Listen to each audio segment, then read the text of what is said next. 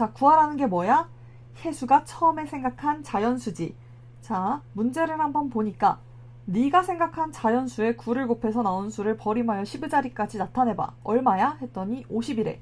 그럼 여기가 결론이고 우리가 지금 구하고 있는 건 여기 부분이지. 그런데 여기서부터 출발하면 조금 구하기가 어렵거든. 왜냐면 네모 더하기 3은? 하고 물어봤어. 혹은 네모 곱하기 9는? 하고 물어봤어. 그럴 때 답을 대답할 수 있을까요? 없지.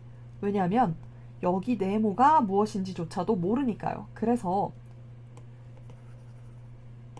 내가 구해야 하는 것과 주어진 것 사이의 거리가 멀면 뒤부터 출발을 하는 거야. 첫 번째.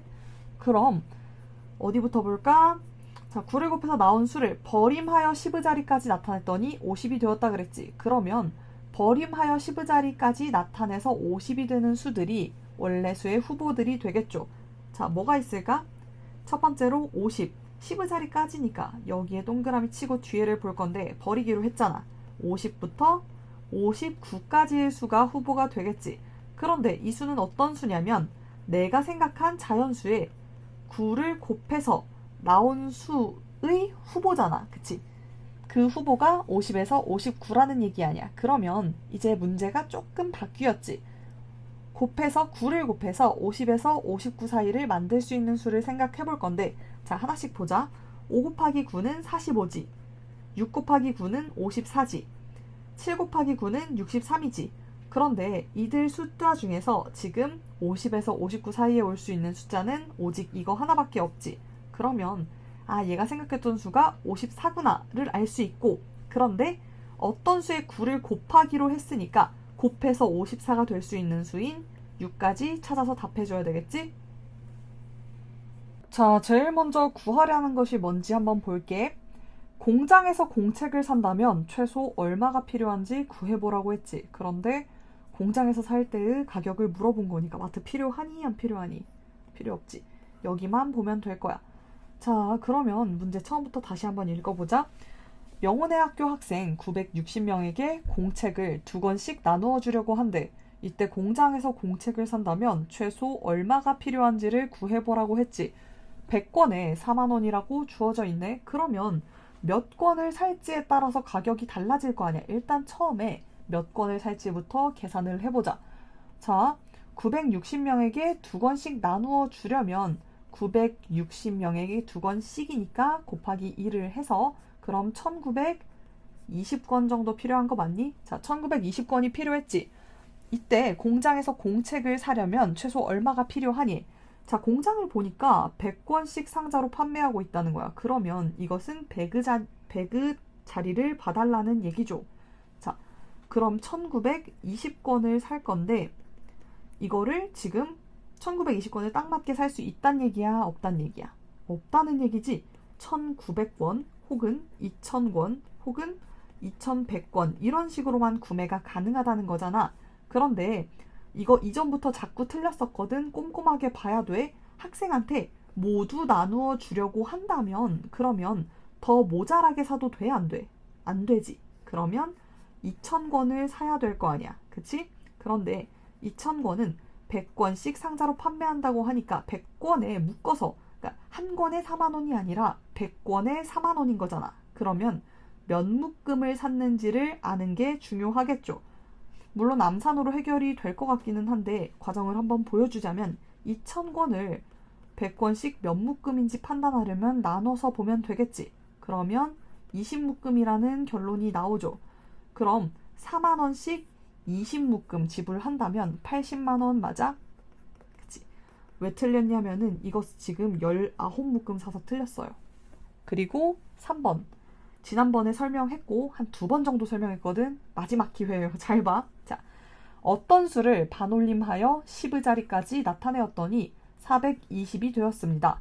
어떤 수가 될 수 있는 수의 범위를 수직선에 나타내어 보세요. 라고 얘기했지.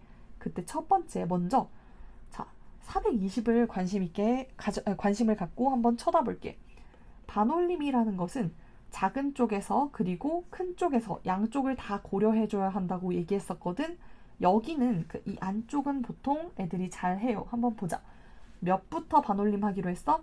0에서 4까지는 안 쓰고 5에서 9까지의 숫자들은 반올림을 한다. 이런 식으로 배웠었죠. 그래서 첫 번째로 찾아볼 수 있는 게 그럼 414는 안 되지만 415부터는 반올림하면 420이 되는 거 아닙니까? 하고 생각할 수 있겠지? 그래서 하나, 둘, 셋, 넷, 다섯. 여기다가 색칠 이상이라고 표시해 준 거지. 여기까지는 잘 하셨어요. 어디가 아쉬웠냐면 그런데 420보다 큰 쪽에서도 반올림 했을 때 마음에 안 들면 420으로 다시 돌아올 수도 있잖아. 근데 지금 자꾸 문제가 되는 게 어디냐면 424하고 425거든. 얘네 저번부터 뭐라고 얘기했는지 한번 볼게. 424와 2분의 1 이것은 424 그리고 2분의 1을 더한 숫자지. 그런데 425보다는 작은 수지. 그러면 이 숫자는 424와 425 사이에 놓일 거란 말이야. 근데 얘는 지금 반올림 했을 때 420이 되니 430이 되니 그게 중요하거든. 경계를 분명히 아셔야 되는데 5부터 시작해서 5부터의 숫자가 430이 되는 거야. 그러면 어디까지가 420으로 들어오느냐?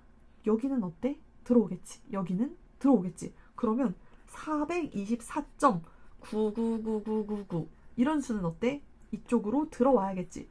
얘 충분히 큰 수라는 거는 알고 있지만 425에 비해서는 작은 수잖아. 그치? 그러면 얘네들은 전부 이쪽 420으로 들어온다는 걸 표현해줘야 된다는 얘기야. 그런데 이 수직선 상에서 424.9999가 어디에 있는지 표시를 할 수가 있냐고. 없잖아.